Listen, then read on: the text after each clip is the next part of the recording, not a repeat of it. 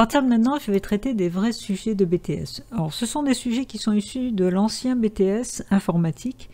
Ceci dit, la logique de conception est la même, donc ça représente un très bon entraînement. Alors, généralement, les sujets commencent par une introduction de façon à pouvoir situer l'action. Donc, on va tout de suite commencer par l'introduction. Les services en placement de la mairie de P est responsable de la gestion de l'occupation du domaine public par les établissements et les commerces de la ville. Cette occupation du domaine public concerne notamment l'installation des terrasses, des bars ou restaurants. En fin d'année, le service en placement émet les avis et sommes à payer à destination des établissements, restaurants ou bars exploitant des terrasses. L'élaboration de ces documents est basée sur les éléments suivants. Alors, là, vous voyez, on était vraiment dans l'introduction. Maintenant, on va pouvoir passer au détail du sujet qui va nous donner les éléments pour pouvoir faire la conception. Donc, on nous parle dans un premier point, les terrasses déclarées pour l'année en cours par les établissements. Donc, vous voyez, il y a déjà question de terrasse et d'établissement. Une terrasse est caractérisée par un type, terrasse permanente, terrasse semi-permanente, terrasse d'été, et une surface. Une terrasse dépend d'un seul établissement. Déjà, rien qu'avec ces informations, on sait déjà que on a des terrasses, on a des types de terrasses et on a des établissements. Alors, il va y avoir plus de précision avec l'exemple ci-dessous. À titre d'exemple, le tableau qui suit présente les terrasses dont l'occupation est déclarée par l'établissement Machikouli, dont le code est 52 au cours de l'année 2005. Donc on voit déjà qu'on a des établissements avec un code et avec un nom, et vous voyez qu'on a ici 2 terrasses pour cet établissement, et au niveau du code, on repère d'ailleurs que c'est le code 52.1 pour la première terrasse de l'établissement 52, et le code 52.2 pour la deuxième terrasse de l'établissement 52. Donc on voit que la numérotation va se faire par rapport à l'établissement. Et on voit que pour chaque terrasse, on a le type de terrasse, la surface, la date d'installation. Donc là, déjà, on a pas mal d'éléments qui vont nous permettre de commencer la conception. Donc on va tout de suite commencer par créer une entité terrasse. Alors, terrasse. Dans cette entité terrasse, on a vu que au niveau du sujet, alors je reviens sur le sujet, on a vu que pour cette terrasse, on a un code, on va voir que c'est par rapport à l'établissement, on a une surface et on a une date d'installation. La surface et la date d'installation sont spécifiques à la terrasse. Après, le type de la terrasse, on est d'accord qu'il va nous falloir une entité type pour avoir les différents types de terrasses. Terrasse permanente, terrasse semi-permanente et terrasse d'été. Donc, je vais tout de suite ajouter dans terrasse la surface et la date d'installation avec évidemment le code de la terrasse en identifiant. Alors, ce code, en fait, c'est le numéro de la terrasse par rapport au numéro. J'aurais pu mettre ID, évidemment, par rapport au numéro de l'établissement. Donc, à l'intérieur, je mets la surface et la date installation. Ensuite,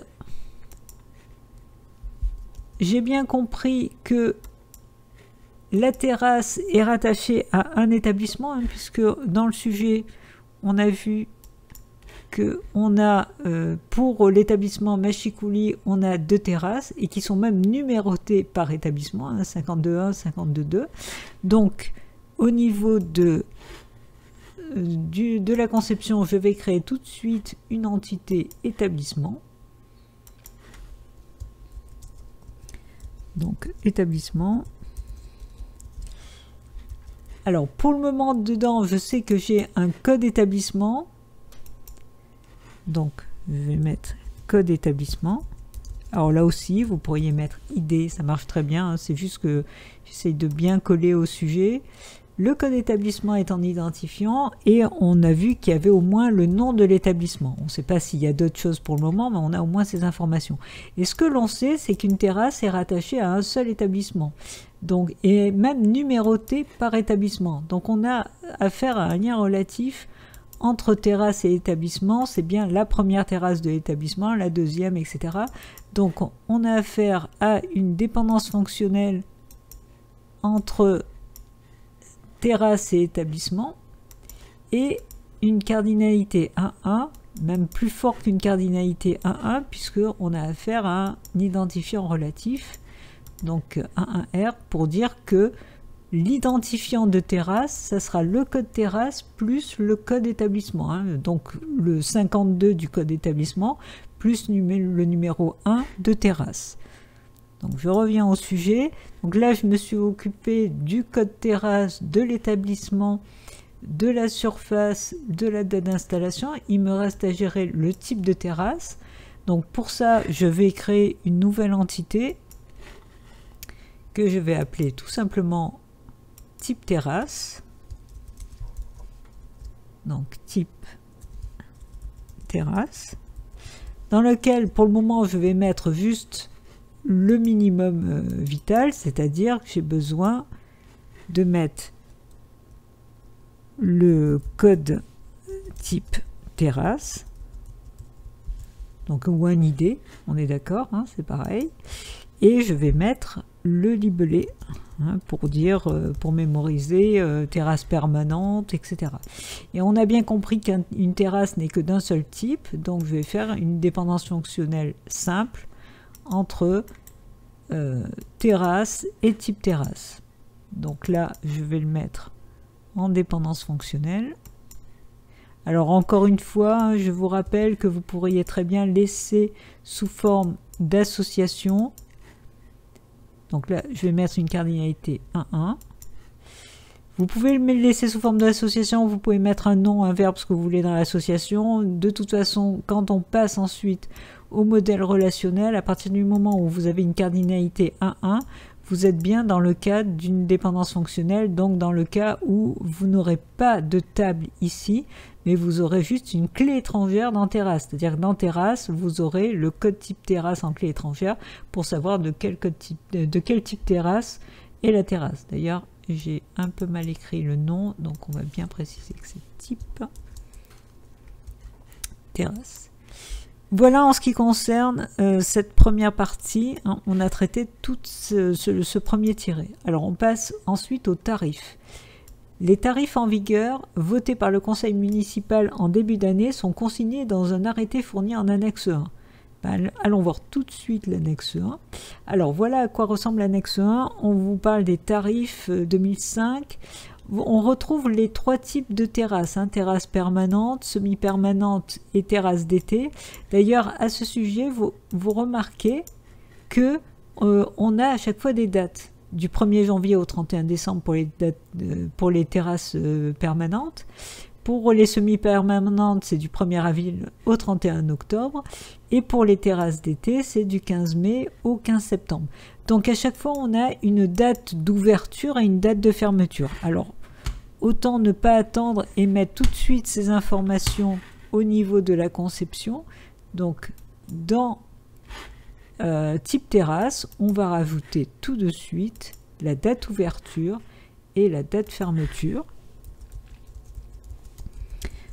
Ouverture, date fermeture. Voilà, comme ça au moins on sait qu'on a mémorisé ces informations-là. Ensuite, on voit qu'il y a une information nouvelle, ce sont des zones. Apparemment, il y a 3 zones. Alors, ça va être un peu plus détaillé dans la suite du sujet, mais on voit bien qu'il y a 3 zones qui reviennent, A, B, C à chaque fois. Et pour chacune de ces zones, et suivant le type de terrasse, on a un tarif. Donc, on voit bien que le tarif dépend de 2 choses. Il dépend du type de la terrasse et de la zone. Donc, ce tarif doit être dans une association entre type terrasse et zone. Alors, le type de terrasse, on l'a, mais la zone, on ne l'a pas encore. Eh bien, on va la créer. Donc, on va créer une entité zone. On verra plus en détail par la suite ce que ça représente, mais on sait au moins qu'il y a une zone avec un code de zone, hein, ABC. Donc, on va tout de suite rajouter le code de la zone, donc code zone, qui est l'identifiant. Voilà, et on a compris que le tarif dépend du type de terrasse et de la zone. Donc c'est là qu'on va mettre, on va l'appeler tarif, alors si j'écris correctement c'est mieux, tarif zone terrasse, par exemple. On aurait pu l'appeler juste tarif, c'est pas important. Et dans cette association, c'est là qu'on va mettre donc le tarif qui dépend de la zone et du type de terrasse. Je vous remontre le tableau, on le voit très nettement. Pour obtenir un tarif, par exemple 126,50, j'ai besoin de savoir quel est le type de terrasse, terrasse permanente, et j'ai besoin de connaître la zone. Donc vous avez un tableau en quelque sorte à deux entrées, donc vous avez bien deux informations pour pouvoir accéder au tarif. Alors je reviens au sujet. Donc là on a traité l'annexe 1. Le tarif appliqué pour une terrasse dépend de son type et de la zone de tarification de l'établissement. Donc là, c'est exactement ce qu'on vient de faire. On a fait le tarif en fonction du type et de la zone. Ensuite, on nous donne plus de précision. Le territoire de la ville est partagé en zones qui déterminent la tarification applicable en fonction de la localisation de l'établissement. Donc on s'en doutait un peu, qu'effectivement, il y avait un découpage en zones. Ainsi, le coût d'une terrasse pour un bar éloigné du centre-ville est très inférieur à celui d'une terrasse d'un bar situé dans un quartier piétonnier. Alors, on vous donne un exemple. Au titre de l'année 2005, le machicoulis qui se trouve en zone A devra acquitter la somme de 126,50 x 4. Alors pourquoi x 4? Parce que le tarif est au mètre carré. Et vous voyez ici qu'on a 4 au niveau mètre carré pour cet emplacement, pour cette terrasse. Et 42,97 x 4 pour la deuxième. Donc effectivement, on a une terrasse d'été et une terrasse permanente qui se trouvent dans des zones, donc les deux se trouvent en zone A, et il suffit de retrouver les tarifs de la terrasse permanente et la terrasse d'été, et à ce moment-là, on a le calcul final. Dans le cas de l'installation d'une terrasse en cours de période tarifaire, la somme à payer sera calculée au prorata du temps restant en fin de cette période. Alors, effectivement, là, la terrasse d'été avait été installée le 15/5/2005 et il se trouve que les terrasses d'été, ça démarre au 15 mai. Donc elle a été mise en place dès le début, d'où le fait qu'en zone A, elle a coûté 42,97. Si elle avait été installée plusieurs semaines plus tard, par exemple, à ce moment-là, on aurait fait un calcul.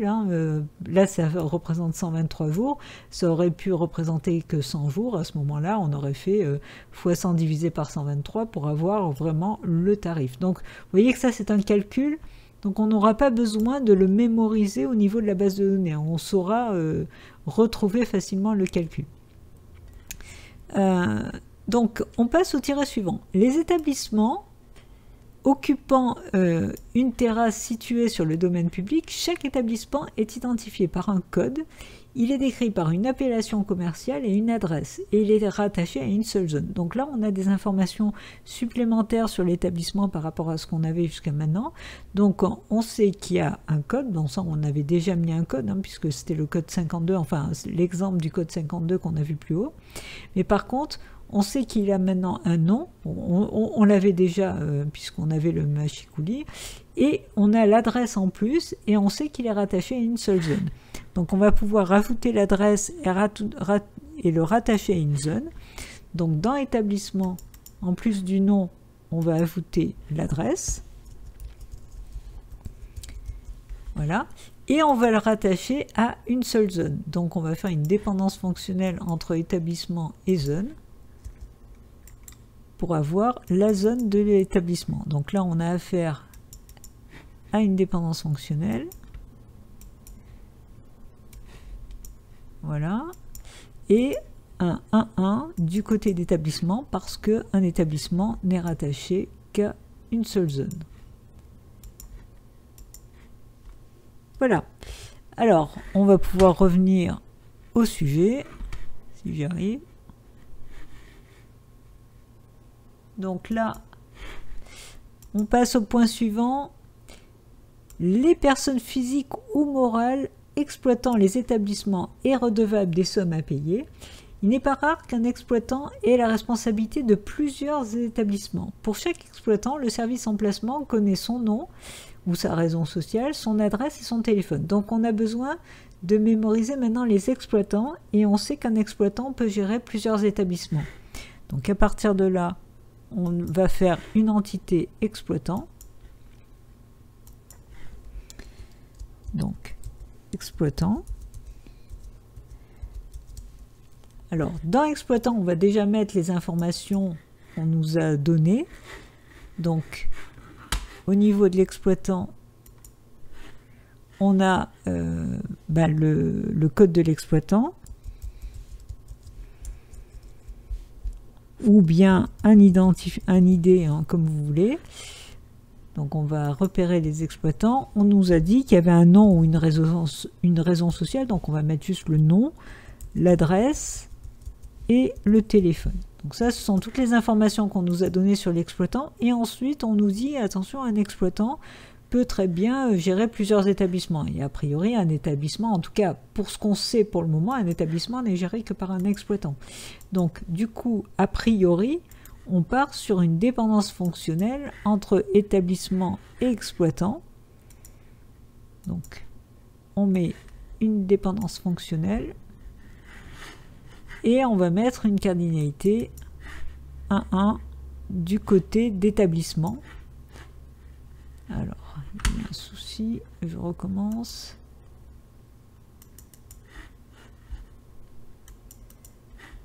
Donc, je disais une cardinalité 1,1, voilà.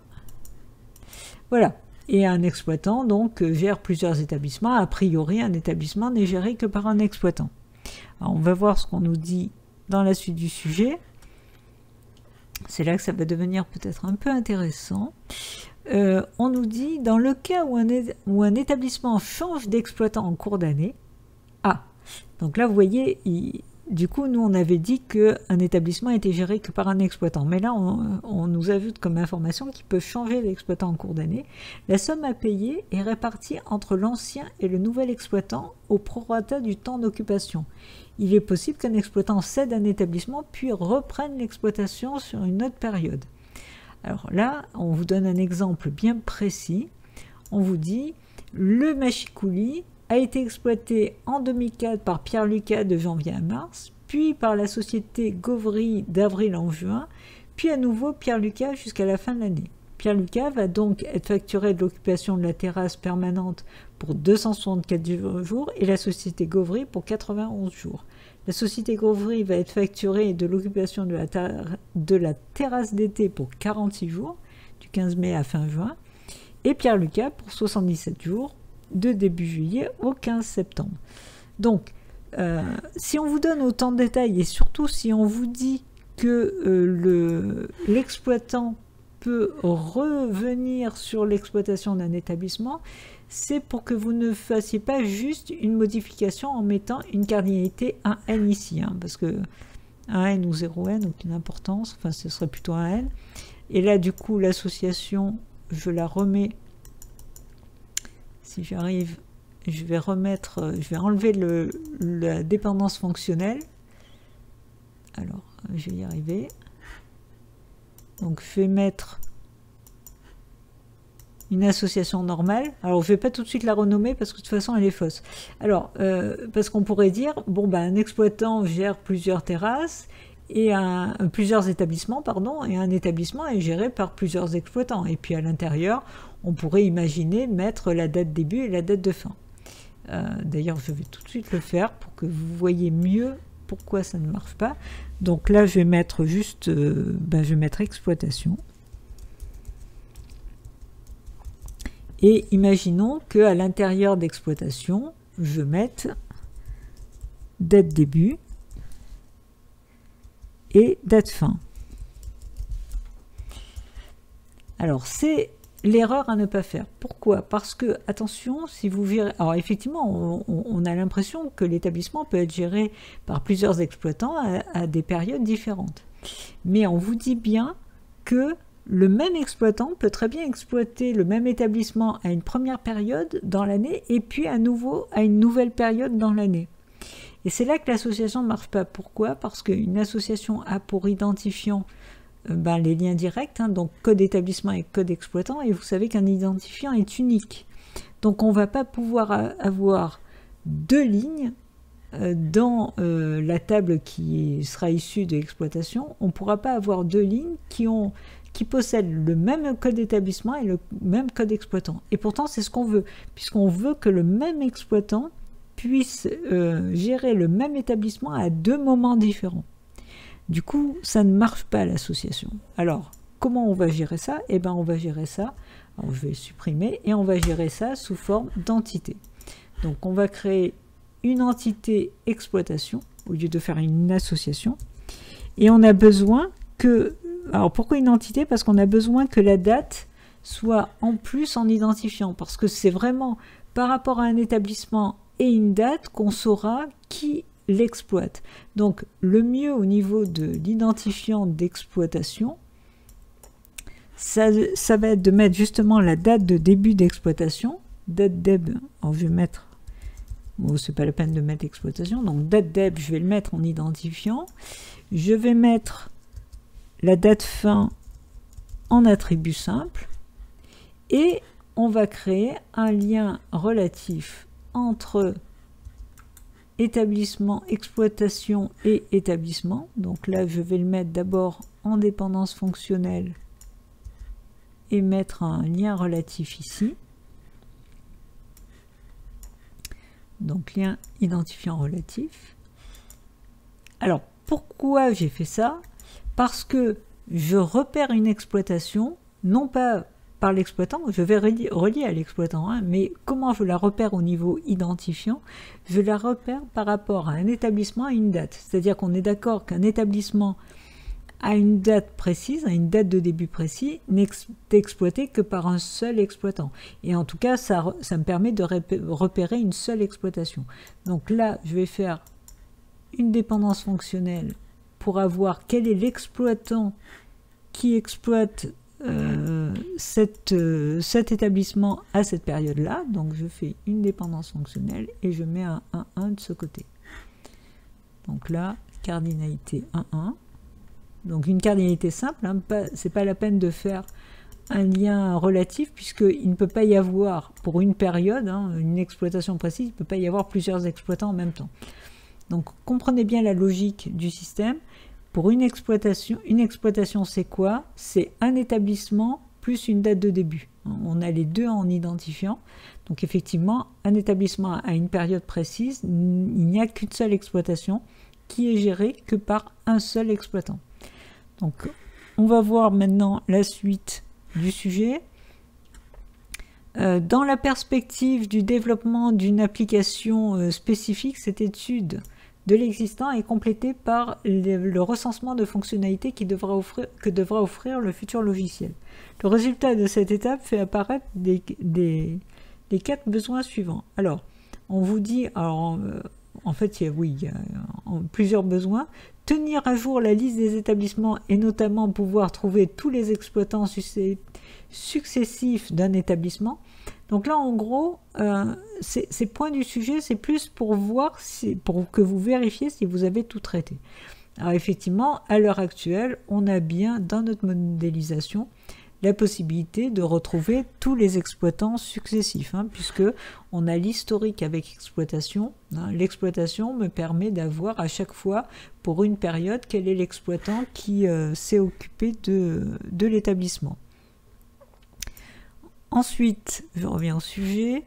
Cette exigence est nécessaire pour calculer les sommes à payer pour chaque exploitant ayant eu la responsabilité d'un établissement au cours de l'année. Et on a tout pour pouvoir calculer justement les tarifs.